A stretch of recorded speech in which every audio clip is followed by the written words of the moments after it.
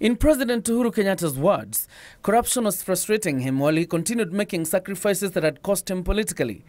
At the center of his frustrations are agencies involved in fighting graft, who he accused of complacency, while the judiciary continued to issue unnecessary injunctions against active cases, while others took too long to have a verdict delivered.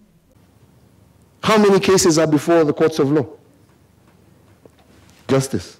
How many cases do you have? Now, do you expect me, what do you want, to go and set up a firing squad at Uhuru Park so that people can be happy? Today appeared to be the perfect moment for the head of the judiciary, barely an hour in office, to respond.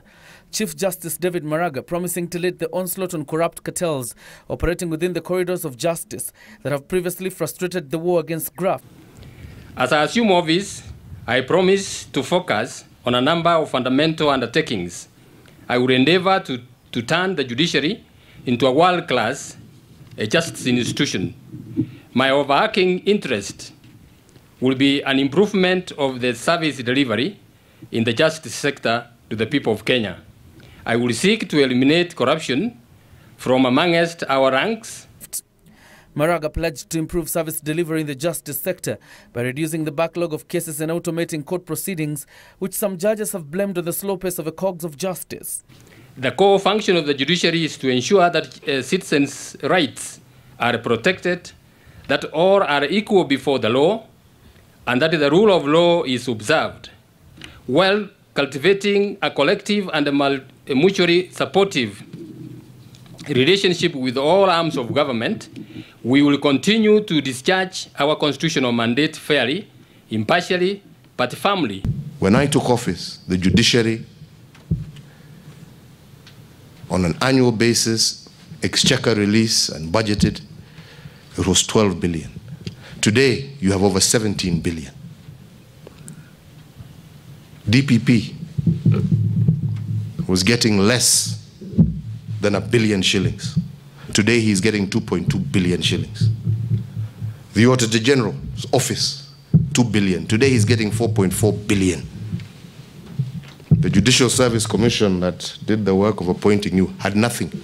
Today, they have a budget of 450 million.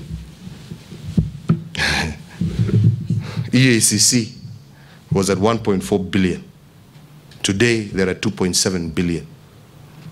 Last year, I formed an interagency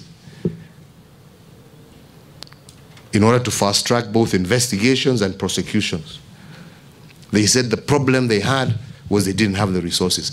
On top of it, I gave them an additional 2.7 billion shillings. Sasa jameni, munataka hata nguo niwapatie ndio mfanye? Surely, Chief Justice, in all honesty, what is it that you're lacking? Meanwhile, it remains unclear why some stakeholders in the war against graft snapped the Governance and Accountability Summit held at State House Tuesday. The Chief of Staff, Joseph Kinyua, had sent an invitation letter to Council of Governors Chair Peter Munya, but he was a no-show despite counties being on the spotlight accused of devolving graft.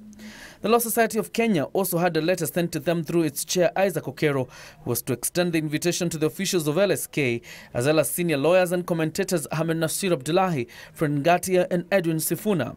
With hard-hitting opinion pieces on local dailies on graft in the Jubilee administration, Kinyua had also sent a letter to Inuka Trust CEO John Githongo and economist David Ndii. I'm actually only disappointed that my friend Githongo, who is always out there, he is a great opportunity to challenge. I can see Minister Balala, everybody is here. Why didn't he come? Why didn't he come and raise those issues that he raises everywhere? Raise it here. Let's debate it.